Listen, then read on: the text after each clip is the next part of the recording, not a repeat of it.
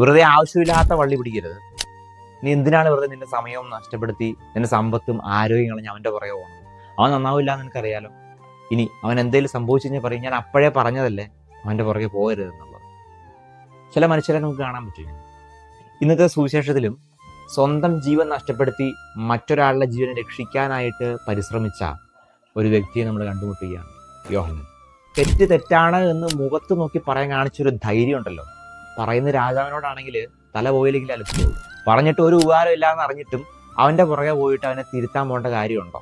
സ്വന്തം കാര്യം നോക്കിയാൽ പോരെ, മറ്റുള്ളവരെ തിരുത്താൻ പോകേണ്ട കാര്യമുണ്ടോ? ഒരു സംശയം ഉണ്ടാകാം. എന്നാൽ ഒരു അടിപൊളി വചനം ഇതിനോട് ചേർത്ത് വെച്ചൊന്ന് വായിക്കാം. അതിങ്ങനെയാണ്, യാക്കോസ്ലീഹയുടെ ലേഖനം 5-ാം അധ്യായം 20-ാമത്തെ വാക്യം. പാപിയെ തെറ്റായ മാർഗത്തിൽ നിന്ന് പിന്തിരിപ്പിക്കുന്നവൻ തൻ്റെ ആത്മാവിനെ മരണത്തിൽ നിന്ന് രക്ഷിക്കുകയും തൻ്റെ നിരവധിയായ പാപങ്ങൾ തുടച്ചു മാറ്റുകയും ചെയ്യുന്നുവെന്ന് നിങ്ങൾ അറിഞ്ഞുകൊള്ളൂ. ഒരു പാപാവസ്ഥ കഴിയുന്ന മനുഷ്യനെ ആ പാപത്തിന്റെ അവസ്ഥയിൽ നിന്ന് പിന്തിരിപ്പിക്കാനായിട്ട് നീ പരിശ്രമിച്ചാൽ നിന്റെ പാപങ്ങൾക്ക് നീ പരിഹാരം ചെയ്യുകയാണ് എന്നുള്ളത് എത്രയോ ആശ്വാസം നൽകുന്ന ഒരു കാര്യം. അതുകൊണ്ട് അവൻ എങ്ങനെയെങ്കിലും നടന്നോട്ടെ, അത് എൻ്റെ വിഷയമേ അല്ല എന്ന് ചിന്തിക്കാതെ അവനെ എങ്ങനെയെങ്കിലും രക്ഷിക്കണം എന്ന് ചിന്തിക്കുന്നത് നിന്റെ ഉത്തരവാദിത്തമാണ് എന്ന് കൂടി നമ്മൾ മനസ്സിലാക്കണം.